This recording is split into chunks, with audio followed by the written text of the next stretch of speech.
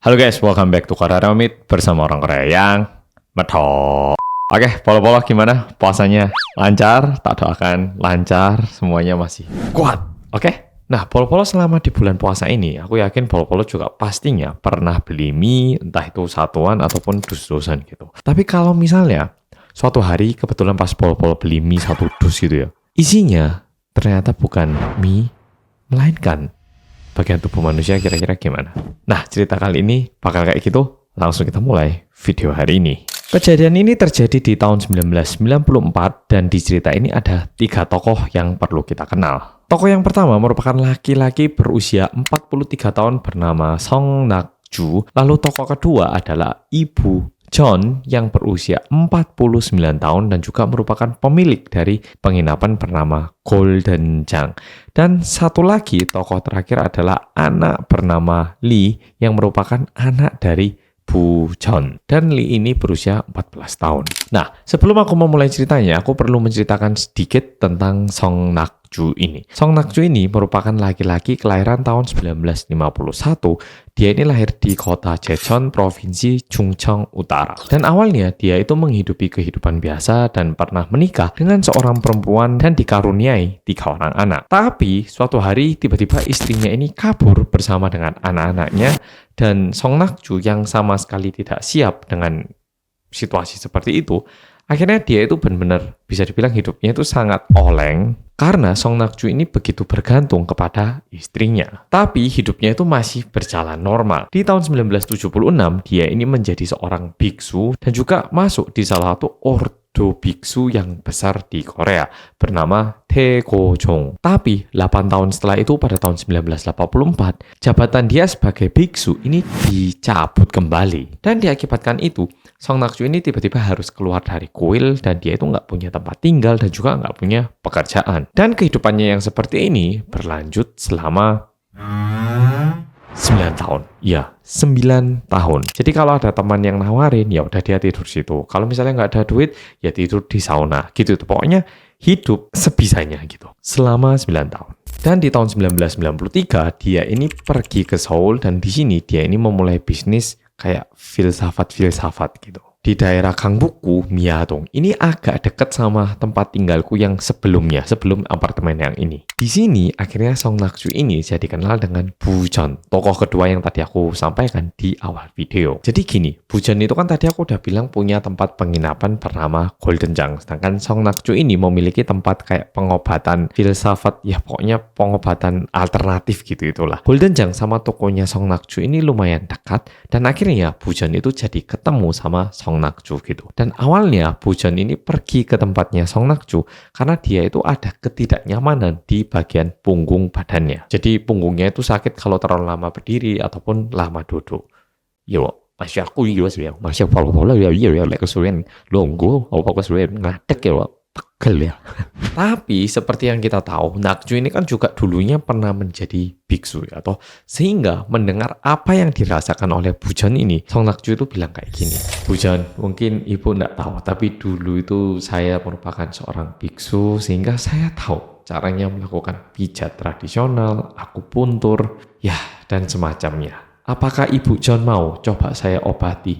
Barangkali bisa sembuh gitu.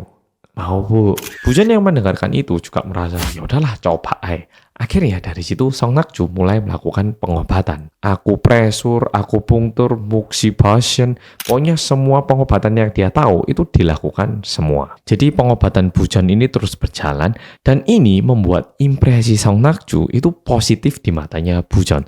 Udah gitu pengobatannya ini ternyata gratis. Sehingga bisa dibilang Bu John sama Song Nak-ju ini mulai pacaran di bulan Februari tahun 1993. Dan mulai saat itu akhirnya Bu John sama Nak-ju ini mulai tinggal bersama di rumahnya Bu John. Jadi awalnya di rumahnya Bu John itu cuma ada Ibu John sama putranya. Tapi sekarang ketambahan Song Nakju. Jadi 3 orang. Dan Bujeon ini sebenarnya udah lama nggak punya pasangan, jadi merupakan seorang working mom dan juga single parent untuk anaknya. Awalnya mereka itu saling suka, tinggal bersama, udah kayak membuat keluarga yang baru gitu. Tidak lama setelah tinggal bersama, hubungan mereka ini mulai memburuk. Karena Song Nakju ini merupakan orang yang sedikit pemalas sebenarnya. Song Nakju itu malas dan juga malas kerja. Jadi semuanya itu bergantung kepada Bujeon.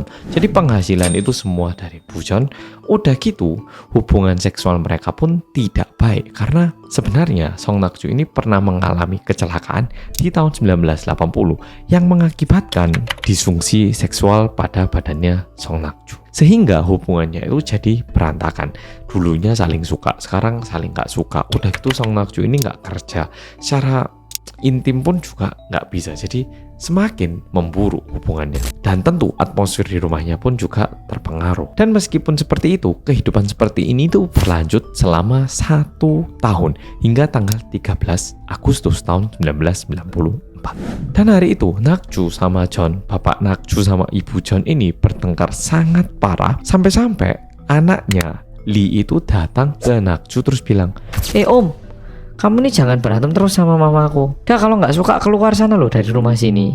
Hah? Keluar sana. Ibu John dan juga Pak Nakju yang mendengarkan ini sama-sama kaget karena sebelumnya anaknya itu nggak pernah kayak gini gitu. Meskipun mereka berantem ya udah gitu. Tapi paling nggak pertengkaran mereka itu jadi berhenti karena Lee. Dan keesokan harinya pada tanggal 14 Agustus tahun 1994 jam 5 pagi saat Ibu John ini masih tidur, Bapak Nakjun ini terbangun dan dia itu pergi ke kamarnya Lee dan melihat Lee yang sedang tidur, dia dekati dan dia cekik hingga meninggal. Dan setelah Lee ini benar-benar meninggal, dan setelah itu Lee yang sudah meninggal ini dipindahkan ke kamar mandi yang ada di dalam rumah itu. Nakjun ini mengambil pisau dapur dan memotong tubuh Lee ini menjadi 30 bagian. Udah gitu, sidik jari dari Lee ini semuanya dikuliti dan dibuang di kloset. Setelah itu, potongan badannya ini dimasukkan ke kantong plastik hitam dan dimasukkan lagi ke sebuah dus.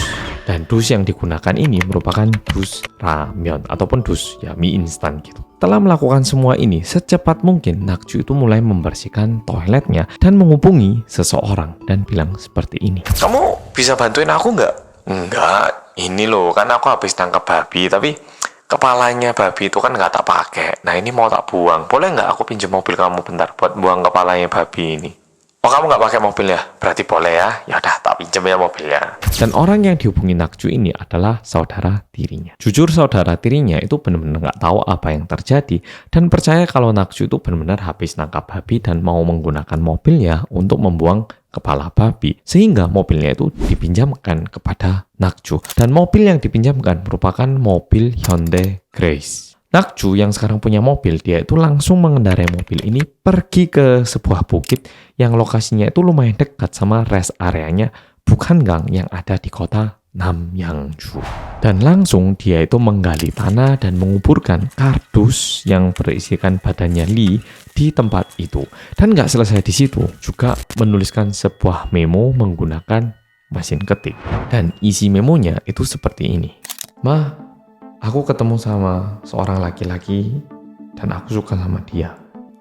Karena perasaan cinta inilah aku memutuskan untuk tinggal bersama dia. Jadi, Ma, jangan cari aku ya, lupain aja aku. Dan aku harap Mama juga bahagia sama pasangan Mama. Ya jujur nggak masuk akal. Anak usia 14 tahun, 15 tahun mosok nulis kayak gini terus bilang bakal menghilang. Udah gitu kok tiba-tiba ngilang. Kalau misalnya dia emang suka banget sama pacarnya atau gimana, masuk akal ya toh. Tapi paling nggak Nakju ini mencoba menutupi kelakuannya. Tapi anehnya Bujeon yang melihat memo yang ada di rumahnya ini percaya kalau anaknya itu benar-benar pergi. Sehingga Ibu John ini membuat laporan polisi bahwa anaknya hilang. Dan pada tanggal 21 Agustus tahun 1994, sekitar 1 minggu setelah kejadian, hari itu lagi-lagi Pak Nakju sama Bujeon ini berantem. Dan kebetulan ada satu ucapan yang disampaikan oleh Ibu John yang membuat Nakju itu begitu sakit hati. Kamu ini nggak punya properti apa-apa, jadi cowok nggak Cus kamu itu. Gimana aku bisa percaya sama kamu, hah? Bapak Nakju yang mendengarkan itu menjadi sakit hati dan merasa harga dirinya sebagai laki-laki itu begitu jatuh. Sehingga Nakju itu begitu marah, tapi emosi rasa marahnya ini malah digunakan untuk membunuh Ibu Jeon dengan cara yang sama yang dia gunakan untuk membunuh putrinya, Ibu Jeon. Tapi bedanya waktu dia membunuh anaknya Ibu Jeon, dia itu menggunakan pisau yang ada di dapur. Sedangkan saat dia membunuh Ibu Jeon, dia ini membeli pisau khusus. Dan belinya itu bukan sebelum melakukan aksinya ini, tapi 2 hari sebelum kejadian ini. Jadi pada tanggal 19 Agustus tahun 1994. Dia melakukan hal yang sama, dibawa ke toilet, dipotong lagi, sidik jari, semua dibuang ke kloset. Badannya ini dipotong dan dimasukkan ke dalam 3 dus mie instan. Lalu lagi-lagi pinjam mobil saudaranya. Tapi kali ini dia itu nggak cuma pinjam mobilnya, karena saudaranya itu juga ikut pergi. Tapi kali ini tempat yang dia tuju itu agak jauh, yaitu ke kota Wonju yang ada di provinsi Gangwon. Lebih tepatnya mereka itu pergi ke sebuah lokasi yang lagi ada konstruksi jalan, dan di situ mereka membuang 3 dus mie instan yang berisikan badannya Ibu Jeon.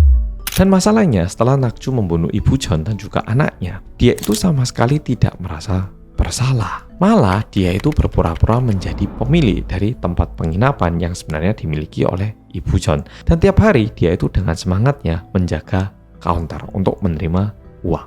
Dan sampai-sampai suatu hari temannya Bu Jeon itu datang ke tempat penginapannya dan tanya ke Nakju, Pak Nakju ya, ini Ibu Jeon kok dihubungi nggak bisa ya? Kenapa ya? Kemana ini? Dengan santainya, Nakju itu menjawab gini, oh, Ibu Jeon itu ke kuil itu. Iya, dia itu lagi berdoa di situ, jadi nggak bisa dihubungi. Kan anaknya hilang, sedih, jadi berharap biar anaknya bisa pulang. Dia ke kuil itu, ya nggak bisa dihubungi normal itu, nggak usah khawatir.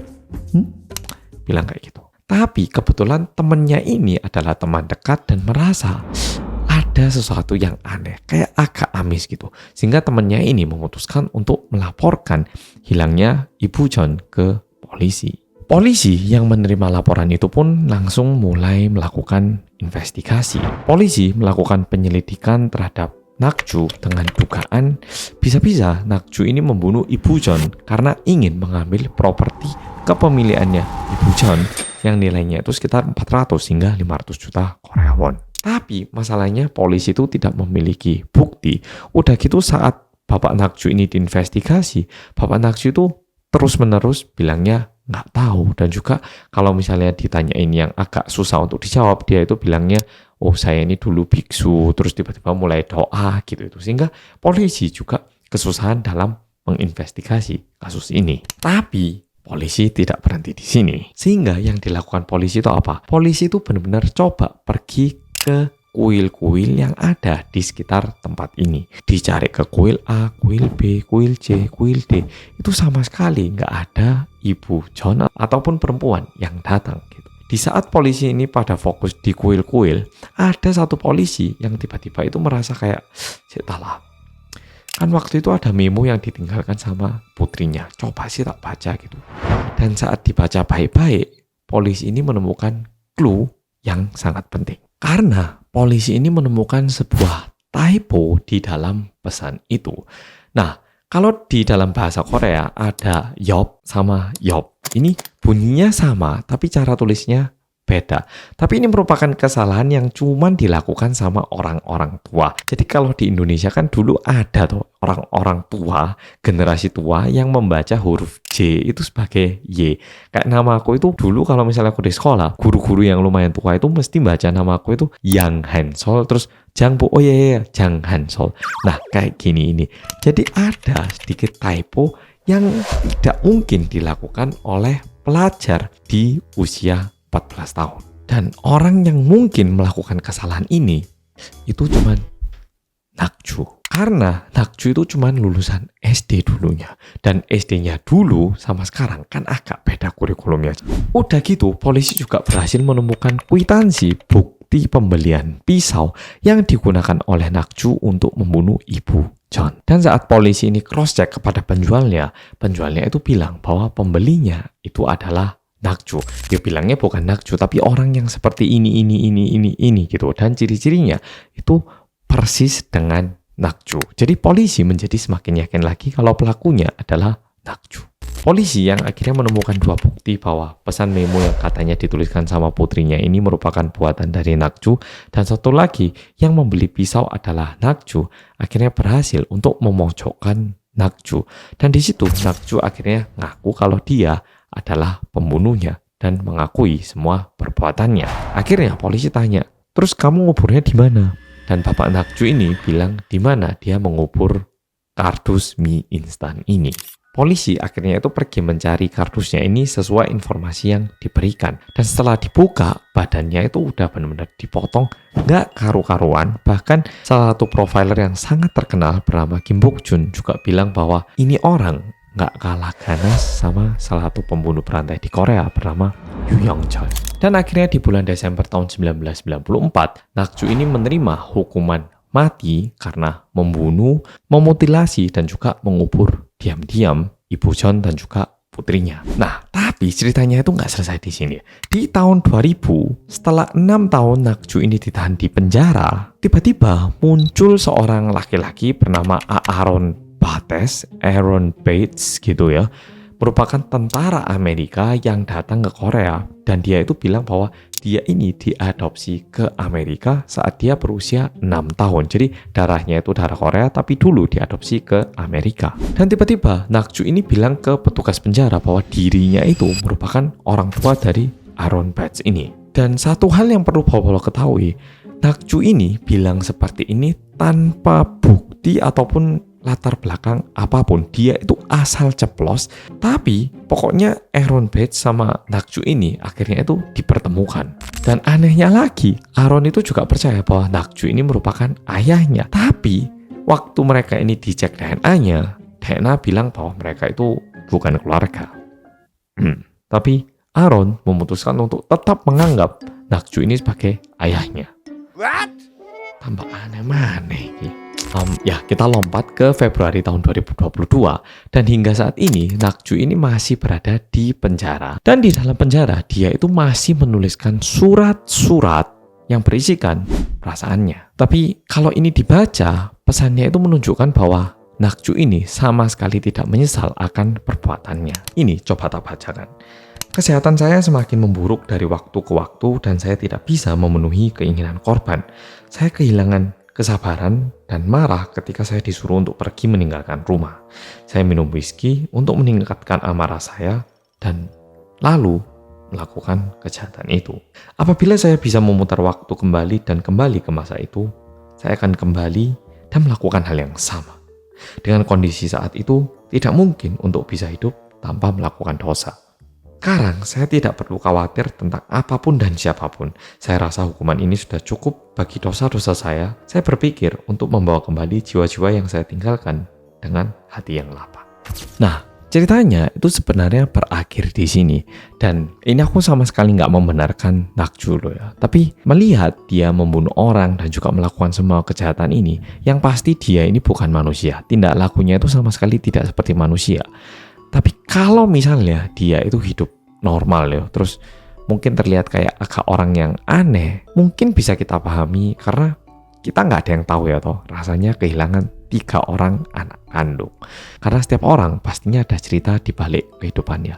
Jadi mungkin kalau misalnya dia nggak kehilangan anak-anaknya, mungkin dia pun tidak akan merampas nyawa dari anak orang lain ataupun nyawanya Ibu John ini. Oke, Polo. Jadi video kali ini sampai di sini. Mungkin satu pesan yang bisa saya sampaikan, jangan terlalu dekat dengan seseorang yang baru kenal. Oke, hati-hati. Mau itu lewat Instagram, TikTok, YouTube, apapun. Pokoknya kalau kenal, mending dicek apakah ini orang aman nggak. Paling nggak ini ada nggak temanku yang kenal gitu. Oke, Polo. Makasih sudah nonton video kali ini dan sampai jumpa di video berikutnya.